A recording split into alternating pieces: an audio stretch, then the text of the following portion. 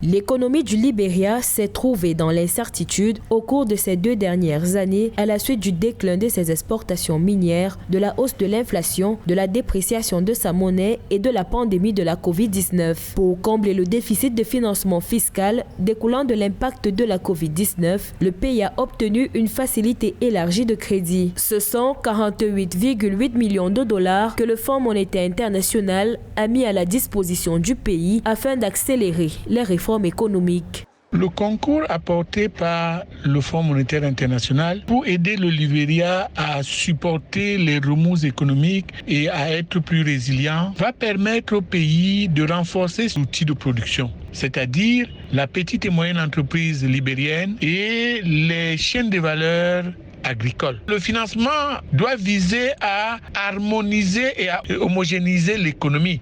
Le Libéria, qui se remettait de la crise Ebola qui l'a frappé entre 2014 et 2016 en plongeant l'économie en récession avec un produit intérieur brut contracté de 1,6%, fait face à la pandémie de coronavirus en 2020. Cette crise sanitaire mondiale a considérablement augmenté les défis auxquels étaient déjà confrontées les autorités libériennes. L'activité économique a ralenti, entraînant un déficit budgétaire. La Covid-19 continue d'exercer une pression importante sur la fragile économie du Libéria. Les autorités ont pris les mesures nécessaires pour stabiliser l'économie dans un contexte de défis multiples. Un modeste relâchement budgétaire est approprié pour répondre aux besoins humanitaires pendant la pandémie.